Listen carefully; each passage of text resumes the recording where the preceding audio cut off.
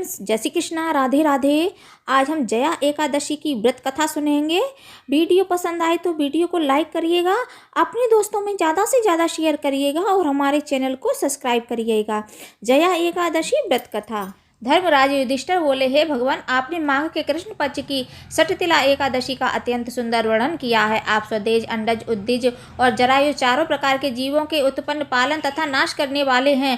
आप कृपा करके माघ शुक्ल की एकादशी का वर्णन कीजिए। इसका क्या नाम है, इसके व्रत की क्या विधि है और इसमें कौन से देवता का पूजन किया जाता है। श्री कृष्ण कहने लगे, हे राजन, इस एकादशी का नाम जया एकादशी है। इसका व्रत करने से मनुष्य ब्रह्म हत्या आदि पापों से छूटकर मोक्ष को प्राप्त होता है तथा इसके प्रभाव से भूत पिशाच आदि योनियों से मुक्त हो जाता है। इस व्रत को विधि पूर्वक करना चाहिए। अब मैं तुमसे पद्म पुराण में वर्णित इसकी महिमा की एक कथा सुनाता हूँ। देवराज इंद्र स्वर्ग में राज करते थे और अन्य सब देवगण सुख पूर्वक स्वर्ग में रहते थे।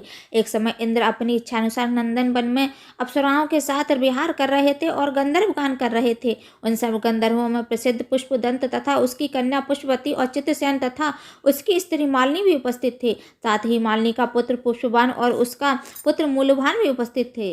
पुष्पवती गंधर्व कन्या माल्यवान को देखकर उस पर मोहित हो गई और माल्यवान पर काम बाण चलाने लगी। उसने अपने रूप, लावण्य और हाव भाव से माल्यवान को वश में कर लिया। हे राजन, वह पुष्पवती अत्यंत सुंदर थी। अब वे इंद्र को प्रसन्न करने के लिए गान करने लगे, परंतु परस्पर मोहित हो जाने के कारण उनका चित्त भ्रमित हो गया था। इनके ठीक प्रकार न गाने तथा स्वर ताल ठीक नहीं होने से इंद्र इनके प्रेम को समझ गया और उन्होंने इसमें अपना अपमान समझकर उनको श्राप दे दिया।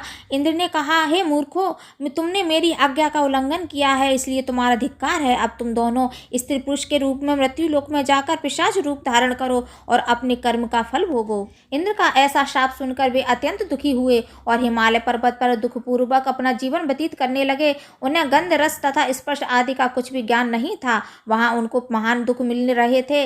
उन्हें एक क्षण के लिए भी निद्रा नहीं आती थी। उस जगह अत्यंत शीत था, जिससे उनके रोंगटे खड़े रहते और मारे शीत के दांत बजते रहते। एक दिन पिशाच ने अपनी स्त्री से कहा कि पिछले जन्म में हमने कौन से पाप किए थे जिससे हमको यह दुखदायी पिशाच योनि प्राप्त हुई। इस पिशाच योनि से तो नरक के दुख सहना ही उत्तम है, अतः हमें अब किसी प्रकार का पाप नहीं करना चाहिए। इस प्रकार विचार करते हुए वे अपने दिन व्यतीत कर रहे थे। देवयोग से तभी माघ मास में शुक्ल पक्ष की जया नामक एकादशी आई। उस दिन उन्होंने कुछ भी भोजन नहीं किया और ना कोई पाप कर्म किया, केवल फल फूल खाकर ही दिन व्यतीत किया और सायंकाल के समय महान दुख से पीपल के वृक्ष के नीचे बैठ गए। उस समय सूर्य भगवान अस्त हो रहे थे। उस रात को अत्यंत ठंड थी। इस कारण वे दोनों शीत के मारे अति दुखी होकर मृतक के समान आपस में चिपटे हुए पड़े रहे। उस रात्रि को उनको निद्रा भी नहीं आई। हे राजन, जया एकादशी के उपवास और रात्रि के जागरण से दूसरे दिन प्रभात होते ही उनकी पिशाच योनि छूट गई।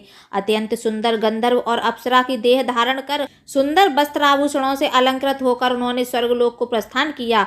उस समय आकाश में देवता उनकी स्तुति करते हुए पुष्प वर्षा करने लगे। स्वर्गलोक में जाकर इन दोनों ने देवराज इंद्र को प्रणाम किया। इंद्र इनको पहले रूप में देखकर अत्यंत आश्चर्यचकित हुआ और पूछने लगा कि तुमने अपनी पिशाच योनि से किस तरह छुटकारा पाया, सो सब बतलाओ। माल्यवान बोले कि हे देवेंद्र, भगवान विष्णु की कृपा और जया एकादशी के व्रत के प्रभाव से ही हमारी पिशाच देह छूटी है। तब इंद्र बोले कि हे माल्यवान, भगवान की कृपा और एकादशी का व्रत करने से न केवल तुम्हारी पिशाच योनि छूट गई, वरन हम लोगों के भी वंदनीय हो गए, क्योंकि विष्णु और शिव के भक्त हम लोगों के वंदनीय हैं। अतः आप धन्य हैं। अब आप पुष्पवती के साथ जाकर विहार करो। श्री कृष्ण कहने लगे कि हे राजा युधिष्ठिर, इस जया एकादशी के व्रत से बुरी योनि छूट जाती है। जिस मनुष्य ने इस एकादशी का व्रत किया है उसने मानो सब यज्ञ, जप, दान आदि कर लिए। जो मनुष्य जया एकादशी का व्रत करते हैं वे अवश्य ही 1000 वर्ष तक स्वर्ग में वास करते हैं। बोलो विष्णु भगवान की जय। तो उम्मीद है फ्रेंड्स, आपको मेरा ये वीडियो पसंद आया होगा। वीडियो पसंद आया हो तो वीडियो को लाइक कर दीजिए, अपने दोस्तों में ज़्यादा से ज़्यादा शेयर कर दीजिए और हमारे चैनल को सब्सक्राइब कर लीजिए, जिससे मेरे आने वाली लेटेस्ट वीडियो की नोटिफिकेशन आपको समय से मिल सके। Bye bye friends.